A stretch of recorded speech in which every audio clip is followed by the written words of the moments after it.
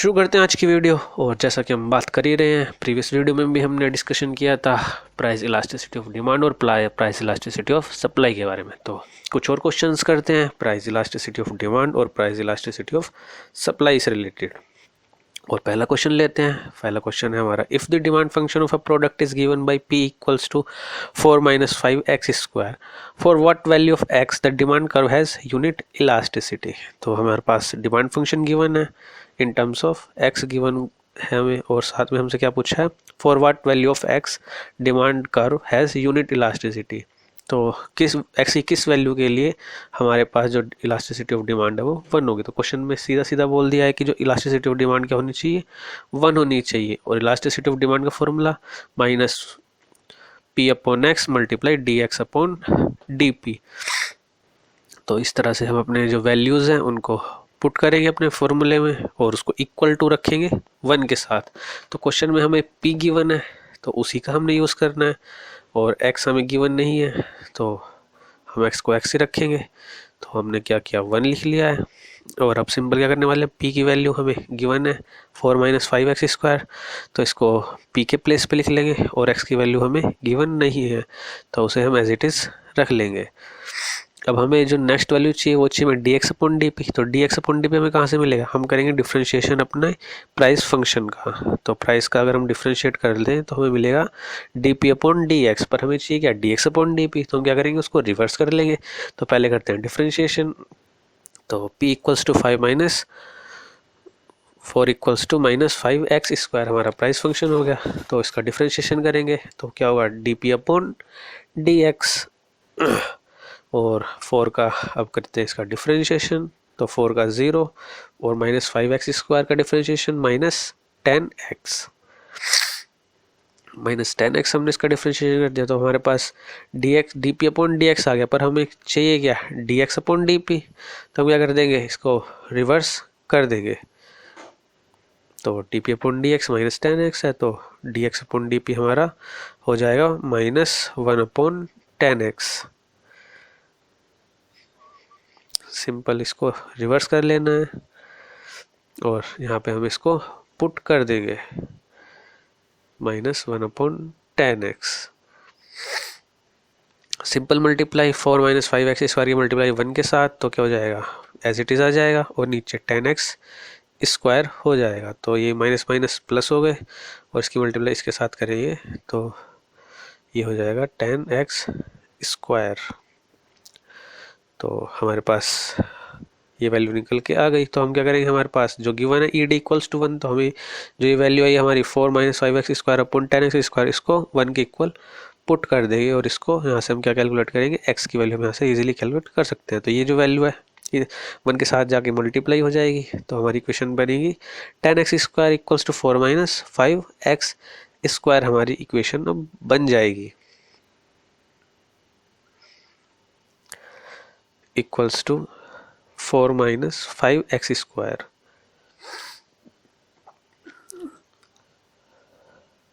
Simple हम यहाँ से x की वैल्यू क्या करेंगे, ये माइनस 5x स्क्वायर माइनस का है, इक्वल्स टू से साइड चेंज करेगा तो हो जाएगा plus 5x square equals to 4। 5 10 plus 5 करेंगे तो मिलेगा हमें 15x स्क्वायर इक्वल्स टू 4।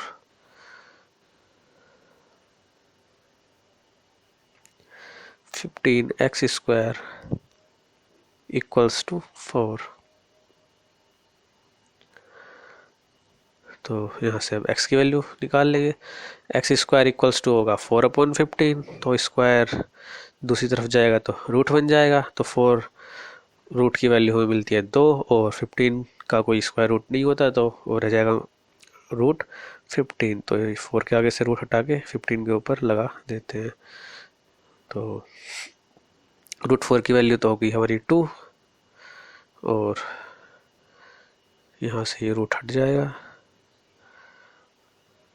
और 15 के ऊपर रूट आ जाएगा, क्योंकि वो रूट क्योंकि 4 का तो 2 होता है पर 15 का कुछ नहीं होता, तो उसको एज इट इज़ हम रख लेंगे।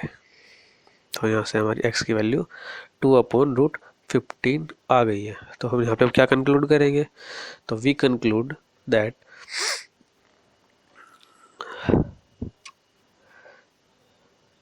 Demand curve has unit price elasticity of demand when x equals to 2 upon root 15.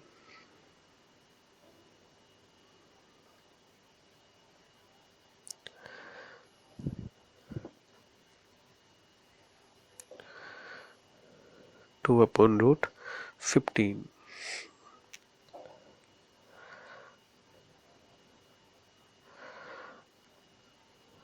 तो इस तरह से ही हमारा क्वेश्चन सोल्व हो गया है। बात करते हैं अपने नेक्स्ट क्वेश्चन की, और हमारा नेक्स्ट क्वेश्चन देखते हैं क्या है। हमारा नेक्स्ट क्वेश्चन है that demand for a commodity is given bye x equals to 48 minus 3p square where x is the number of unit demanded and p is the price per unit. Find the price elasticity of demand when p equals to 2 and p equals to 3। तो दो condition है, हमें दोनों condition में price elasticity of demand calculate करनी है। जब हमारा p इक्वल्स टू 2 है और p इक्वल्स टू 3 है, दोनों कंडीशंस में हमें price elasticity of demand calculate करनी है। तो सबसे पहले अपना जो हमारा फंक्शन गिवन है डिमांड फंक्शन, उसको लिख लेते हैं। अब हमारे पास p की वैल्यू, सबसे पहले हम क्या करेंगे, जो हमारे p की वैल्यू उसको इसमें पुट करके हम x की वैल्यू इजीली कैलकुलेट कर सकते हैं। तो हम सिंपल क्या करने वाले हैं, यहाँ पे इस फंक्शन के अंदर वैल्यू पुट कर देंगे p इक्वल्स टू 2, तो हमारे पास x की वैल्यू निकल के आ जाएगी।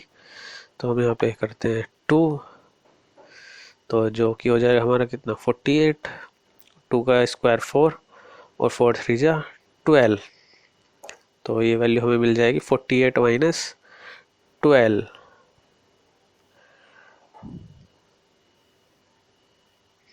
Equals to 36।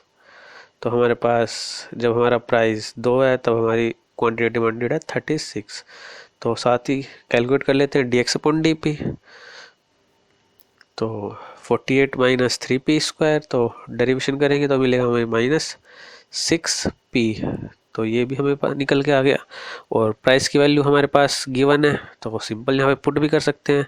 तो dx अपॉन डी की वैल्यू हमें निकल के आ जाएगी। तो पहले उससे पहले हम क्या कर सकते हैं, अपना फॉर्मूला लिख लेते हैं। तो फॉर्मूले में p की वैल्यू हमारी 2 है, तो फटाफट वैल्यू उसको यहाँ पे पुट कर लेते हैं। तो इसकी वैल्यू भी साथ के साथ निकाल लेते हैं। तो -6 मल्टीप्लाई बाई 2, तो विच इज इक्वल्स टू -12। तो -12 हमारी dx अपॉन डी पे निकल के आ गई है। रिवर्स करने की ज़रूरत नहीं, क्योंकि जो फंक्शन था वो पहले p की टर्म्स में था, तो सिंपल उसका डेरिवेटिव किया तो हमें dx अपॉन डी पे सीधे ही मिल गया। तो हमने वैल्यूज पुट कर दी, p equals to 2 and x equals to 36 and this is equals to -12। इसको नीचे कुछ है नहीं, तो जहाँ पे डिनोमिनेटर में कुछ नहीं होता तो वहाँ पे हम यूज़ करते हैं 1। तो -12 और -2 की multiply which is equals to +24 और अपोने में आएगा ये 36। इसको रिड्यूस कर लेंगे तो हमें मिलेगा 2/3।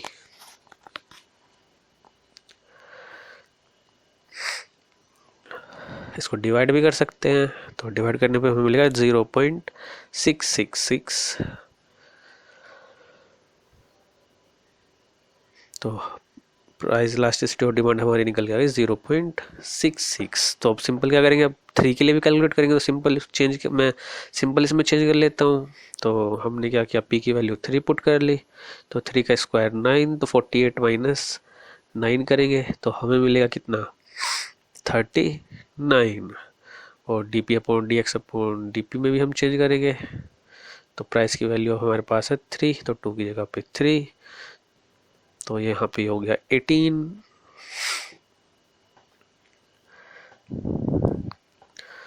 तो यहाँ पे लिखेंगे 3, दिस इज 39। पर यहाँ पे गड़बड़ ये भी हो गई कि हमने 9 लिखा है, पर हमने वहाँ पे अभी 3 की मल्टीप्लाई और करनी थी 9 के साथ, तो ये हो जाता है 27। और अब इसको करते हैं सही, तो 48 माइनस 27 करेंगे तो हमें मिलेगा कितना 21 हमें मिल गया है। तो अब ये और सब कुछ ठीक है। तो यहाँ पे वैल्यू पुट करते हैं x की 21। और यहाँ पे ये हो गई वैल्यू 18, तो -18 सिंपल मल्टीप्लाई करेंगे -18 की -3 के साथ, which is equals to +54 upon 21। इसको रिड्यूस कर लेंगे तो हमें मिलेगा 18/7।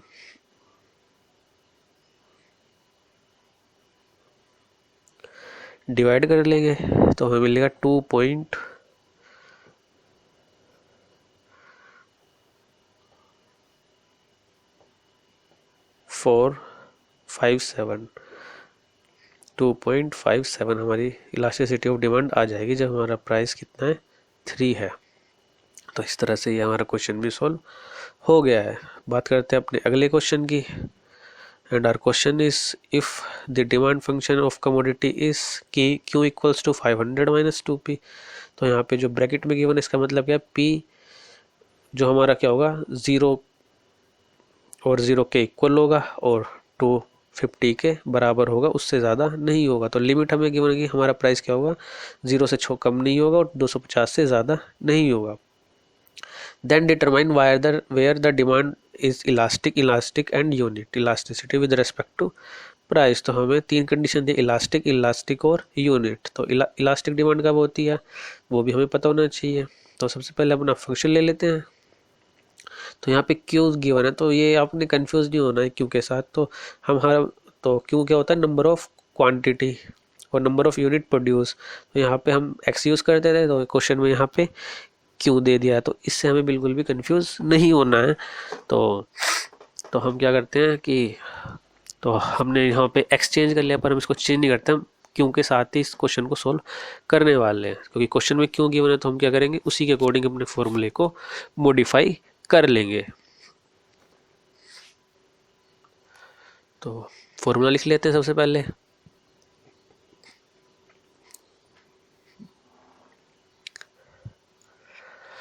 पर उससे पहले कर लेते हैं डिफरेंशिएशन dQ/dP का।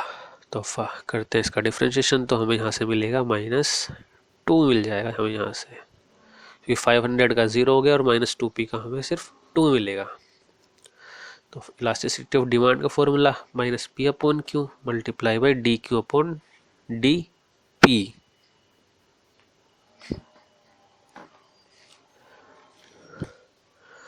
सिंपल अपनी वैल्यूज को पुट कर लेते हैं। P की वैल्यू हमें नहीं गिवन है तो P एज इट इज़ आ गया, Q की वैल्यू हमने कैलकुलेट कर ली 500 - 2P और dQ/dP हमें मिला -2। तो 2 की मल्टीप्लाई करेंगे हम P के साथ तो हमें मिलेगा -2P अपॉन 500 - 2P। तो अब क्या करते हैं, हमारे पास जो कंडीशंस हैं elastic, elastic and unit elastic, तो उसके अकॉर्डिंग ही हम अपने जो सॉल्यूशन है जो हमारी ED की वैल्यू उसको पुट करेंगे यहाँ पर। तो यहाँ पे P के साथ भी माइनस था तो हम वो लगाना भूल गए, तो माइनस माइनस ये हो जाएगा प्लस, तो अब ये ठीक हो गया। तो कंडीशंस अब पुट करने वाले हमारे पास ED की वैल्यू निकल के आ गई P/500 - 2P, ये हमारी इलास्टिसिटी ऑफ डिमांड की वैल्यू है। तो अब हमें वैल्यू कैलकुलेट करनी है तो किसी न किसी के साथ इसको इक्वेट करना पड़ेगा। तो हमारी कंडीशन क्या है इलास्टिक डिमांड की, demand is elastic when elasticity of demand greater than 1। तो इलास्टिक डिमांड कब होगी, जब वो 1 से ज़्यादा होगी। तो हमने क्या किया, इस तरह से अपनी एक वैल्यू पुट कर ली। तो ED equals to P/500 - 2P, तो ये क्या होना चाहिए, मस्ट बी ग्रेटर देन 1 होना चाहिए। तो हम क्या करेंगे, इसको सॉल्व करेंगे। तो 500 P इक्वल्स टू 500 - 2P को 1 के साथ मल्टीप्लाई करके साइड चेंज करा लेंगे तो हमें मिलेगा 500 - 2P। आई थिंक यहाँ पे थोड़ी सी गड़बड़ है, ये P नहीं है, ये 2P होगा, क्योंकि प्रीवियस को हमने पीछे 2 लिखना हम यहाँ पे भूल गए हैं। तो यहाँ पे हमारा 2 लिखा हुआ था, तो यहाँ पे हम इसको ठीक कर लेते हैं। तो ये हमें मिलेगा 2 और इसको भी यहाँ पे भी लिखेंगे 2 और यहाँ पे भी again 2 and now it is right. तो क्या करने वाले हैं, -2p को साइड चेंज करा के लेके जाएंगे। तो ये हमारा हो जाएगा 2p + 2p = 4p must be greater than 500 and now calculate value of p easily. 4p p = 500/4 = 125। तो price elasticity of demand elastic होगी जब हमारा प्राइस क्या होगा, मस्ट बी ग्रेटर देन 125। तो हम यहाँ पे कंक्लूड कर सकते हैं, लिख सकते हैं अपना conclusion, demand is elastic when price is greater than 125। Greater than और मोर देन कुछ भी यूज कर सकते हैं हम यहाँ पे।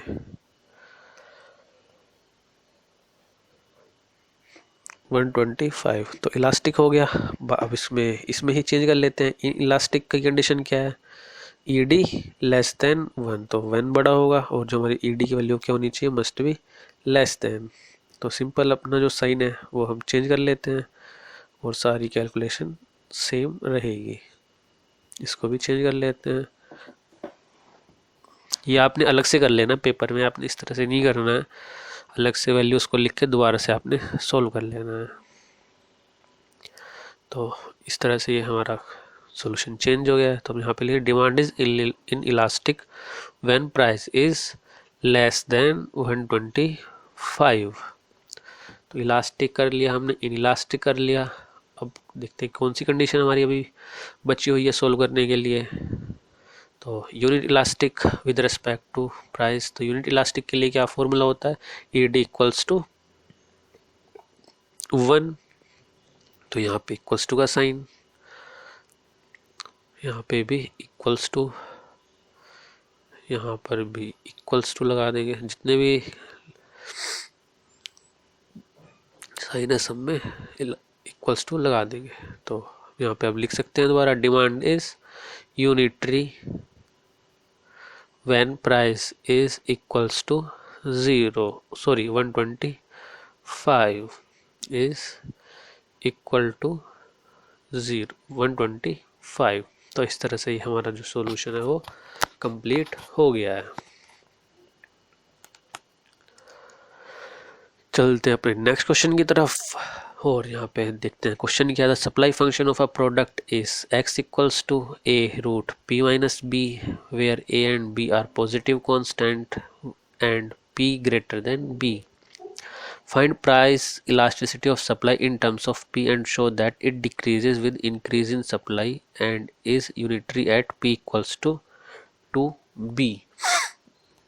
तो यहाँ पे हमें सिंपल क्या करना है, हमारे पास सप्लाई फंक्शन है तो वैल्यूज़ कैलकुलेट करनी है। तो पी बी से अपने कंफ्यूज नहीं होना है। तो नंबर्स की जगह पे पी और बी गिवन है, तो वहाँ पे सिंपल कहा गया है कॉन्स्टेंट्स हैं तो इनको कॉन्स्टेंट की तरह ही ट्रीट करना है। तो सबसे पहले क्या करेंगे, dx/dt यहाँ से कैलकुलेट करेंगे और उसके बाद जो हमारा फॉर्मूला होता है इलास्टिसिटी ऑफ सप्लाई का d/, उसमें पुट कर देंगे। तो now times to subscribe. Thanks for watching.